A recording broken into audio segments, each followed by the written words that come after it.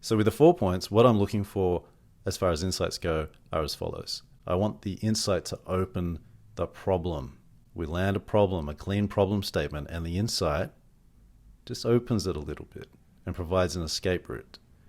We need the insight to remember the audience. The audience has to be front of mind when we're writing insights. Often insights are written with some kind of moralizing, a should, or sometimes people try to jam in implications or recommendations into an insight. I just leave it as a clean sentence where possible, where that sentence is representing what is out there, what's potentially real and true out there. There's no therefore, there's no shaming or shoulding. It's just a clean sentence. The insight also needs to be useful to the brand. Like if you've got an interesting sentence that's either come directly from research or that you're combining from various sources of research, if it has nothing to do with the brand or the product, then it's not useful to you. And you have to make that decision as you're doing the work. And that's also part of being able to argue for the insight. So that insights need to withstand an argument. You need to be able to prove them. And the mind games connected to this, where insights are creative acts, but you need to prove them. It's why a lot of our meetings are difficult. And that's assuming that you're actually arguing about insights and not just low-level facts and really obvious stuff. The fifth, and this is always important to keep in mind, is that insights are only useful if they excite the team that you're working with. They have to excite you. They have to excite the team that you're working with. Very often, insights will get ignored. But assuming you've got one, hopefully it travels into the work. Every now and then you will work with creative teams if you're working in that kind of structure where they will almost spite the brief, where they won't want to take your language at all, where the immediate reaction is, you know what, I'm going to come up with the insight, I'm going to come up with the strategy, I'm going to come up with the idea. There's a ton of work out there that has happened in spite of bad creative briefs. And there are good creative briefs that don't affect the work. It's just reality. It's hard to make all of this connect at all times. But these are the 5 things that insights need to do. I'm going to focus on this thought of an insight shedding new light on the problem or opening the problem, because until you've played with this framework possibly tens and tens of times, it might not make sense what I just said. Okay, but that's like anything that you're new to.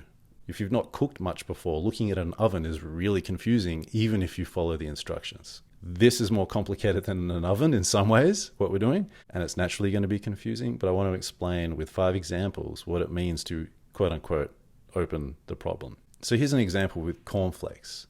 Let's say we believe that the problem for cornflakes is that whoever they're trying to sell to, however we've defined the audience, they just believe that cornflakes are boring. Now you go and do research and you hear people saying things like, oh, I don't want to have an opinion about everything. What happened to the world? There are so many things to make decisions on that didn't used to need decisions. Back in the day, it used to be so simple. I just want to break from the insanity. Every time I turn on the internet or the television, it just looks crazy out there. So, cornflakes are boring. But here's the thing about boring. In a world gone crazy, boring is a mini vacation from insanity. That's an example, not researched, but that's an example of how an insight can open up a problem statement. The problem statement won't blow anybody's mind, but those 2 things together, something's there.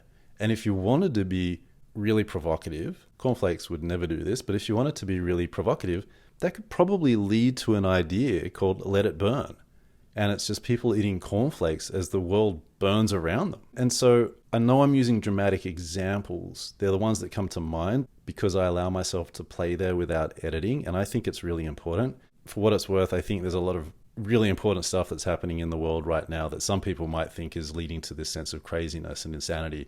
I don't. I think there's a lot of issues that we've got to get on with. But at the same time, I'm going to allow my brain to go a bit nuts. Cornflakes are boring, but here's the thing about boring. In a world gone crazy, boring is a mini vacation from insanity. Idea, let it burn. It's people eating cornflakes as the world burns around them. After they finish their cornflakes, they leave wherever they are, or maybe they're eating on a commute, or they're eating at a desk somewhere, and then they enter the burning world. The second one is our hair loss example. So the problem, going bald feels like failure. But here's the thing about bald men. Insight. Some of the world's most successful men are bald. We just don't see them on TV all the time. Again, nothing mind-blowing about this example, but it hangs together. I could see that leading to a campaign which acknowledges how strange it must be because so many men lose hair, but how strange it must be for men to watch television and to, in some shows, hardly ever see a bald guy. And for them to then internalize that it's because bald guys aren't successful. Now, that's not everyone. But the question is it enough people? Or would they see enough of themselves in it for them to then relate to what that brand is talking about, assuming it has some connection to baldness, failure, and men? And you'll see that the problem is riffing on baldness, failure, and success. Okay, we're trying to keep those themes at play. We're not just disappearing from one of them to get somewhere completely different. I often see the 4 points framework filled in like that, where the problem contains one theme and then the insight contains another, the advantage contains another, and the strategy is more an intention. Like, our strategy is to get people to like something, and it doesn't connect to anything before it. Number 3, fans are angry at the New York Knicks. But here's the thing about anger. New York throws anger at people until they snap. And I can prove that by showing essays by people like Joan Didion and Moby. There's a whole treasure trove of articles, essays, social media updates about people who've moved to New York. They're going to make it here, and then they just get fed up and they snap in public, and then they're like, screw you, New York, I'm out of here, and they move somewhere else like LA, or they go back home.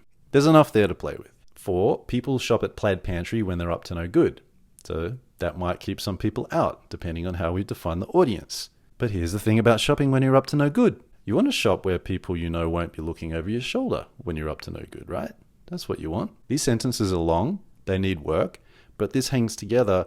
But here's the thing about X, that's the lead in to opening up the problem through the insight. The 5th one is nostalgia resists change.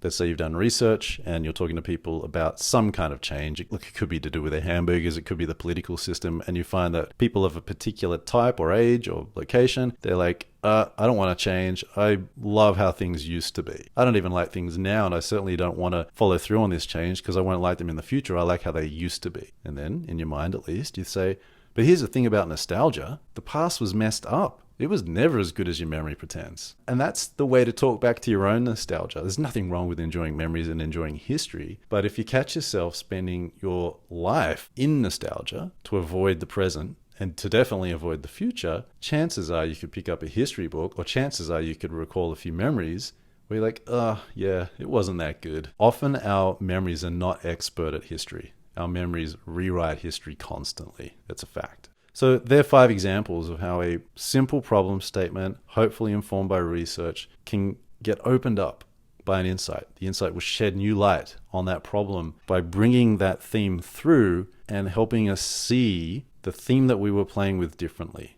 You do have editorial decisions to make along the way, even within 2 sentences or potentially 2 phrases. But those are examples of how an insight can open up a problem. So at their simplest, insights are unspoken human truths. They're ideas that get us to reorganize our lives. It's a relatively high benchmark, I know. And in the 4 points framework, which is not pure, it's not something that you can apply to everything. It's just a way to loosely gather key concepts that come with useful techniques.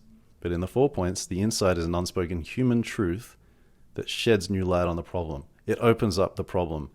And then we're going to push it together with what makes the brand unique and motivating in people's mind to get to a strategy statement or a solution to the problem.